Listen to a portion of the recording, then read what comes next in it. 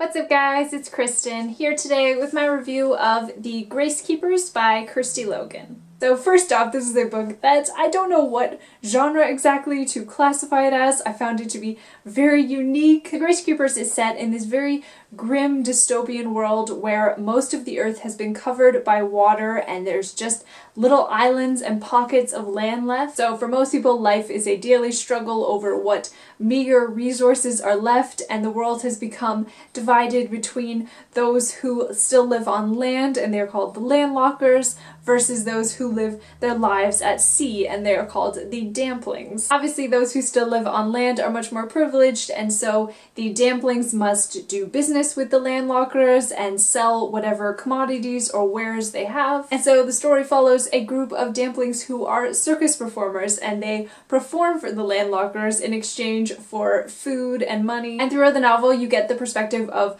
many of the different performers, but the main character is a young girl named North who performs her act with a giant black bear whom she loves dearly. But as I said, of course, living in this world and living their entire lives out at sea, it is a very difficult existence, and you see the cracks starting to form between the different members of the circus and the animosity and the tensions. And you watch how as the novel goes on, they slowly start to come apart, and North has a very big secret that she is keeping from everybody, and she is very fearful of anybody finding it out, that she will be kicked out of the circus. Then the story also follows another character called Callanish, who is a gracekeeper, hence the title. And as a gracekeeper, it is her job to take the dead bodies and prepare them and then bring them out to sea for burial, because of course there is not a lot of land left in this world, so all of the bodies are brought down to the sea. And like North, Callanish has a secret that she does not want anyone to find out, and the reason that she decided to become a gracekeeper was to essentially atone for this mistake that she made. But then of course, as the novel goes on, these two different narratives of Callanish and the circus performers come together. It's really just about how all of the characters in the novel want to find a place that they can call home. A lot of the damplings wish that they could live on land, whereas North feels like she might be forced to live on land one day, and that is her worst nightmare. North can't understand why anybody wouldn't want to live on the sea. She says here, they chose land over sea, stagnation over motion, the stench of rotting wood over fresh ocean breeze. They were another species entirely. Now, I saw how someone said this book is like The Night Circus meets Station 11, which is very true. I have read both of those books. The Night Circus is one of my favorite books of all time, and I didn't love Station 11, but I thought it was a good book. And naturally, the story being a circus set in a dystopian world, the comparisons are pretty easy. But I also find it to be similar to those two novels in that none of these books are incredibly plot-driven. I would say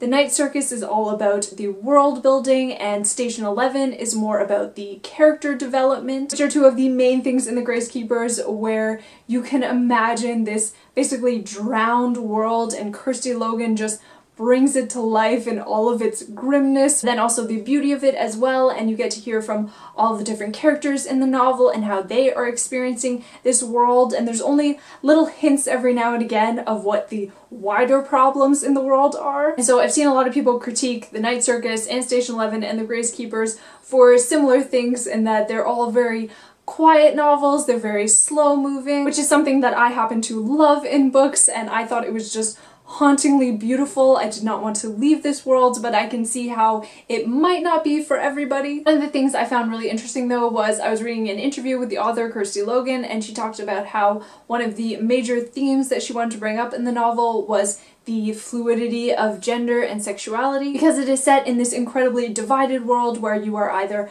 a landlocker or a dampling, but then there are certain characters and fairy tale-like creatures mentioned who can live between both of these worlds and go back and forth. And also a lot of the performers in the circus purposely do these gender-bending performances, and they talk about how the crowd will look at them and one moment they will see a woman and then they'll blink their eye and then they'll say, oh no, it's a man, and then they'll blink again and they'll say, oh, never mind, it's a woman. And obviously this is how now the world is coming to view the ideas of gender and sexuality, that they are fluid, that it is is a spectrum, not a binary. So I just absolutely loved the Gracekeepers. I thought the writing was incredibly beautiful, and it definitely filled the void that I feel like I've had ever since I read The Night Circus a few years ago and just absolutely fell in love with it. Then of course at the same time it was totally unique, and I would recommend this to most people if you don't mind a slower pacing and you love beautiful world building. You need to pick up the Gracekeepers. And I know several people who have already read this book and they raved about it and recommended it to me, so thank you